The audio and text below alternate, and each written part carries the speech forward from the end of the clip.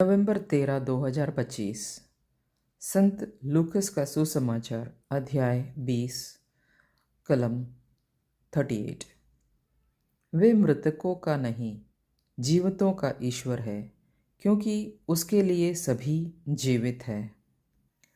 चिंतन। ईसा पुनरुत्थान जीवन की पुष्टि करते हैं। सदुकी को ईश्वर के स्थायी वाचा से मुकाबला करते हुए ये रविवार का सुसमाचार कैथोलिक आशा को मजबूत करता है।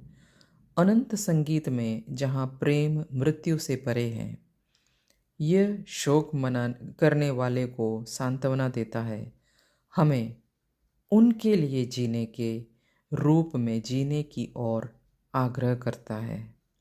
संस्कारों और दान में, भेंट के विवाह भोजन की प्रत्याशा में।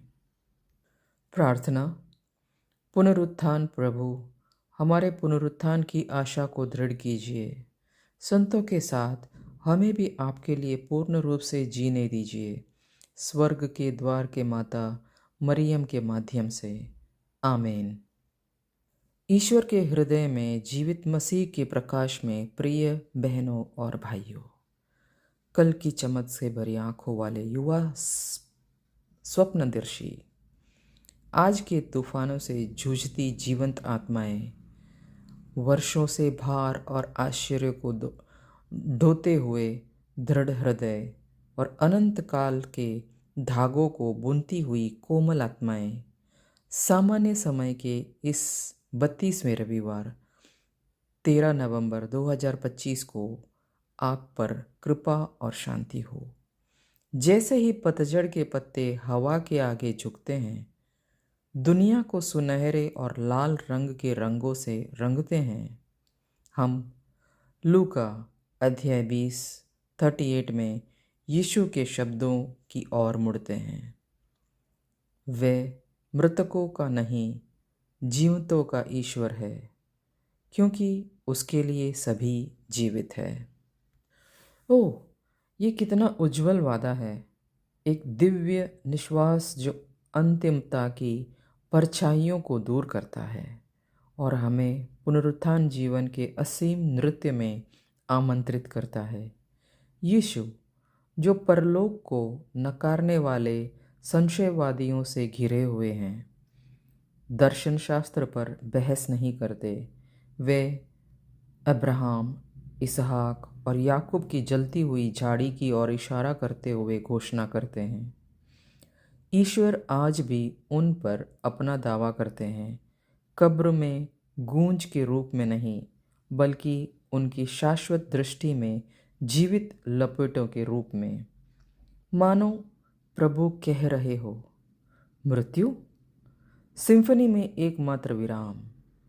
तुम्हारे प्रियजन, तुम्हारे परिश्रम, तुम्हारी हंसी, वे मेरे हृदय में सदैव धड़कते रहे हैं।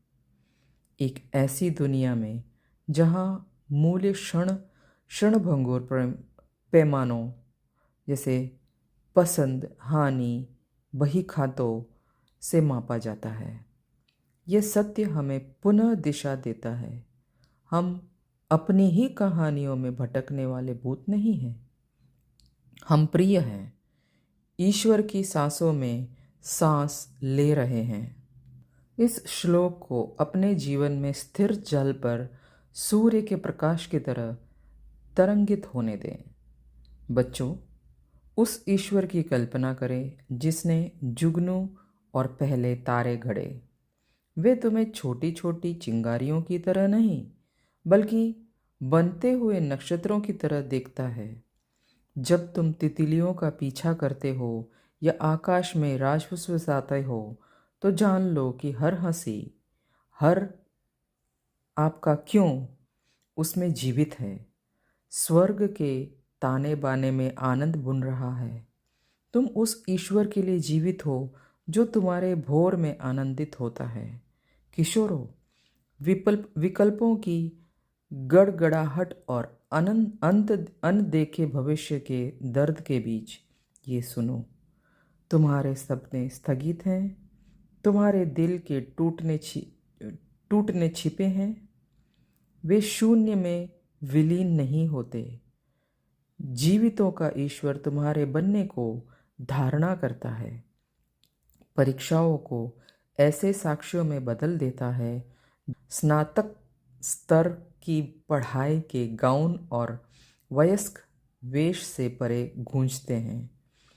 तुम्हें देखा जाता है, सहारा दिया जाता है, एक ऐसी कहानी में कदम रखे हुए जो हर स्क्रोल से ज़्यादा जीवित रहती है। और आपके लिए प्रिय माता पिता और कार्यकर्ताओं, जिनके दिन भोजन, बैठकों और आधी रात की चिंताओं के मोज़ेक में धुंधले हो जाते हैं, जब थकान फुसफुसाती है कि आपके त्याग मौन में समा जाते हैं, याद रखें, सोते हुए बच्चों के लिए वे शांत प्रार्थना, भीड़ भरी मेज पर की गई क्षमा, संकट में बढ़ाया गया स्थिर हाथ, वे खोए नहीं हैं। वे उसके लिए जीवंत रूप से जीवित रहते हैं, उन क्षेत्रों में तरंगित होते हैं जिन्हें हम अभी तक समझ नहीं पाए हैं, जहाँ हर आंसू अनंत काल के मुकुट में एक मोती बन जाता है। और हमारे बुजुर्गों के लिए, जिनके दर्पण में प्रेम के लंबे श्रम से उकेरी गई रेखाओं को दर्शाते हैं, आपने जिन्होंने सपनों को दफन किया है और शादियों में नाचे हैं, तूफानों के दौरान हाथ थामे और उन्हें समुद्र में छोड़ दिया है, अपनी दृष्टि उठाए। आपकी कहानियाँ सीप या रंग के अवशेष नहीं हैं, वे जीवित पत्र हैं जो संतों की महान सभा में ऊंचे स्वर में पढ़े जाते हैं। जिस ईश्वर ने अब्राहम को धूल से बुलाया था, वे आज भी आपको बुलाता है, एक ऐसे घर वापसी का वादा करता है जहां हर झुर्री अनुग्रह की बात करती है। यही हमारे विश्वास की मौलिक आशा है। कोई दूर का दिन नहीं, बल्कि अभी ही हमेशा के लिए। दुख के घुस आवरण के सामने, चाहे माता पिता का असमय चले जाना हो, दोस्ती का टूटना हो या दुनिया के थके हुए जख्म हो, यीशु जोर देते हैं, हम उनके लिए जीते हैं। हमारे दिवंगत चले नहीं गए हैं, वे इकट्ठे हुए हैं, मुस्कुराहट के साथ वापस देख रहे हैं, जो कहती है, आते रहो, दावत तैयार है।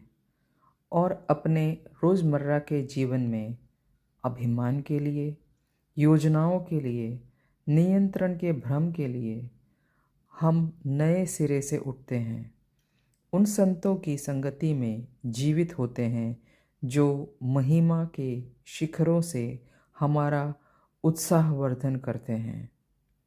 जब हम इस प्रकाश में विचरण करते हैं, तो इसे अपने भीतर किसी पवित्र चीज़ को जगाने दें। अगर ये शब्द उस शांत ज्ञान को जगाते हैं कि आपका जीवन अपनी संपूर्ण नाजुक सुंदरता के साथ हमेशा के लिए संजोया गया है, तो इस यात्रा में हमारे साथ जुड़े। हमारे चैनल को सब्सक्राइब करें, जहां इस तरह के विचार हर हफ्ते खिलेंगे। पवित्र शास्त्र को आपके जीवन के ताने बाने में बुनते हैं। ये संतुष्ट से कहीं बढ़कर है, ये जीवित परमेश्वर के मार्ग पर संगति है।